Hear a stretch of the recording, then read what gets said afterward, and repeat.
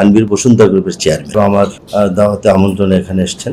Bashundhara group দেশের সুনামধন্য একটা ব্যবসা প্রতিষ্ঠান। ঢাকা উত্তর সিটি কর্পোরেশনের আওতাধীন বসুন্ধরা একটি অংশ। আমরা পারস্পরিক সমস্ত বিষয় নিয়ে আলোচনা করেছি। মূলত আজকে ছিল একটা সৌজন্য সাক্ষাৎ। যেহেতু তারা বড় একটা ব্যবসা প্রতিষ্ঠানের ওন করেন এবং আমাদের একটা বড় একটা স্টেক হোল্ডার, তারা আমাদের সিটি কর্পোরেশনের পক্ষ থেকে তাদের সকল কিছু আমাদের কাছে সহযোগিতা চেয়েছেন।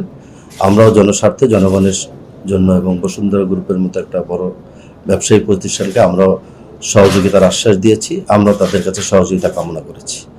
বিষয়টা হলো যে একটা নগর উন্নয়নের ক্ষেত্রে কিছু কিছু স্টেক হোল্ডার থাকে, সকলের সমন্বয় নিয়েই আমরা এই নগরটাকে গড়তে চাই এবং নগর গড়ার ক্ষেত্রে সকলের সহযোগিতার প্রয়োজন আছে। তো বসুন্ধরাও বড় গ্রুপ হিসেবে নগর উন্নয়নের ক্ষেত্রে আমাদেরকে সহযোগিতা করবে বলে আশ্বস্ত করেছে। আমরাও সিটি কর্পোরেশনের পক্ষ থেকে যতটুকু সম্ভব জনসেবার জন্য আমরা সেই সহযোগিতাটা করব বলে আমরা আলাপ আলোচনা করেছি।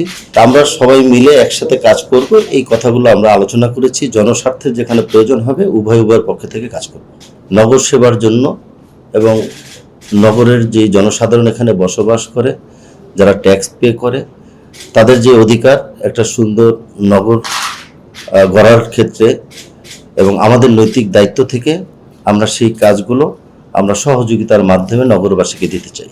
নগরবাসী মনে করে ঢাকা উত্তর সিটি কর্পোরেশন হবে একটা আধুনিক, বাসযোগ্য, দুর্গন্ধমুক্ত, সবুজায়ন একটা শহর। সেই শহর উপহার দেওয়ার জন্যই আমরা সিটি কর্পোরেশনের পক্ষ থেকে মাননীয় প্রধানমন্ত্রী জনাব তারেক রহমানের নেতৃত্বে ক্লিন ঢাকা এবং গ্রিন ঢাকা করার জন্য আমরা চেষ্টা চালিয়ে যাচ্ছি।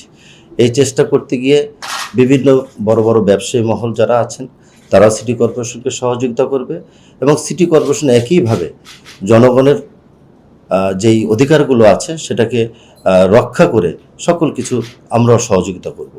এটাই হলো আমাদের কাজ। আমরা চাই এই নগর উন্নয়নের ক্ষেত্রে প্রতিটি জনসাধারণ এর সাথে সম্পৃক্ত থাকবে। আগামী দিনে আমরা একটা বাসযোগ্য শহর উপহার দেব, এটাই আমাদের মূল বক্তব্য।